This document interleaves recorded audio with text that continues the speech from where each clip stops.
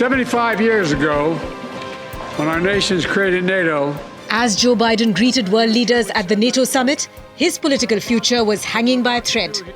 With a little over a month left for the Democratic National Convention, where the party's presidential nominee will formally be named, it's becoming hard to imagine how they can unite behind 81-year-old Biden. Even before the disastrous debate against Donald Trump, it was becoming increasingly apparent that Biden's abilities to continue on the job are fast diminishing.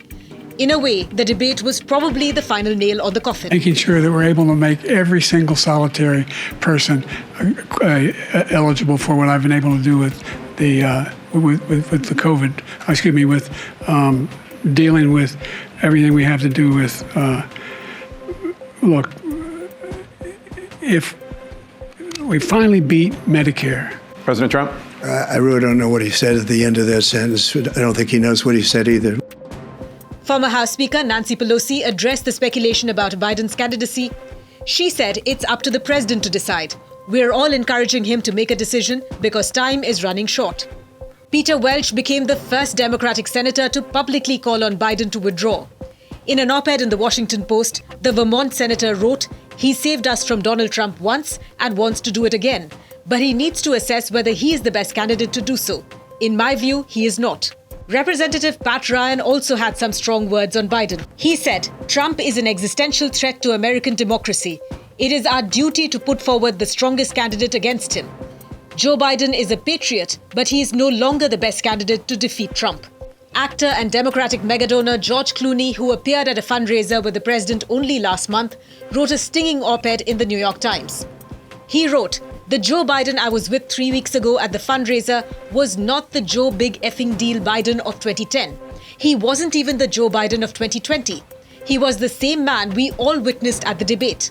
We are not going to win in November with this president." But Biden remains defiant and claims he will stay in the race till the end.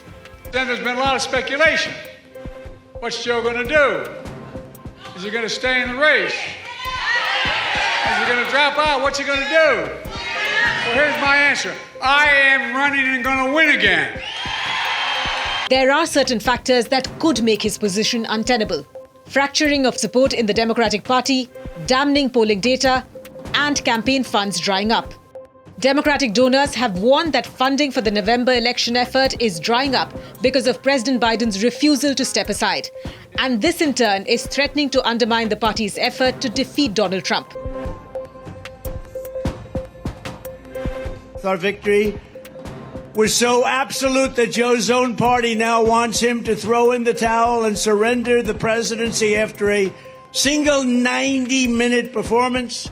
They want Crooked Joe out of the race. It's a shame the way they're treating him.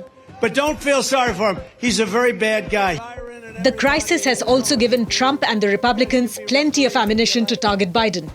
Many Republicans believe that Trump's return to the White House will be easier with Biden at the top of the Democratic ticket.